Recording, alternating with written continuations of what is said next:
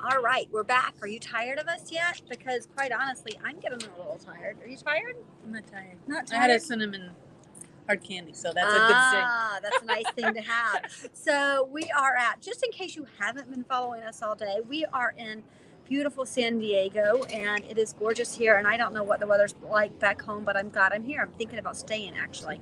But we are at Social Media Marketing World and we, in between each session, are coming here to tell you what we learned. So Anastasia is working actually. She's taken some time off to work. She had to do some March Madness stuff and some But we didn't miss St. anything. Patrick's Day. We didn't miss anything. 'Cause There there were was only only two two sessions. So we were able to do that and she was able to go work and try to figure out how to get us a refund for Jordan because Jordan couldn't show up this time. But all right, what we learned. I did LinkedIn. You did YouTube, using stories on YouTube. yeah. And the takeaways, the thing is, I'm not a big fan of LinkedIn. I mean, I think that there is a lot of benefit to it, and I haven't spent enough time there. And she started the presentation by saying, who thinks LinkedIn is all about being professional? Who thinks it's all about um, it's very spammy. I started asking all these things, and I'm like, yes, those are all things I thought. And she did a really good job of saying it's not those things, right? She talked about being a leader, so if you're a leader, you want to have a voice that is curious, or you want to have a voice of a creator, or a voice of a coach. And I thought those were very, very helpful. And then my favorite tip was the one that I said earlier, which was if you're going to post there and you want to grab people's attentions, think about things like 5 reasons you should this, or 5 steps to that, or 5 ideas for that. And then it'll get their attention. And I thought that was very, very helpful. How about you? So it was good. I mean, it was using stories in YouTube creation, not stories like Instagram and Facebook that now have stories. But it was about actually telling a story like a movie. So even if you're doing it for 15 seconds, you're a movie, and you have to have a plot, and you have to have a character. You said focus on one character. That's a great right. idea. You have your obstacle. You have it's the whole thing to the climax, then the conflict resolution. That's a great and idea. He said it can be overwhelming, but he even had a spreadsheet as a way to put the 7 categories in there. And yeah, that's great. So one of the things that's happening as we're going through this, because as the owner of the agency, there are things that I'm thinking about. What should we be doing? One thing that has come to my mind is that we're going to be a lot of what we're learning now will be repurposed into podcasts and into blogs in the next few weeks. So Dylan, if you're watching this, you're going to be writing a lot of blogs because he writes our blogs.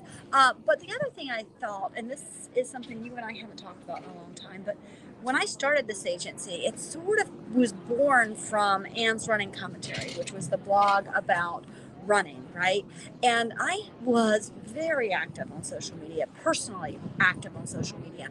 And then in the past few years, I've been so busy with other people's social media, I haven't done a whole lot on my own. So, 2 things that I thought, and it's actually one that you guys don't know about me, but I've been trying to learn French for the past year, almost a year, and I have a streak. So I'm going to go really quickly and do my lesson so I don't lose my streak.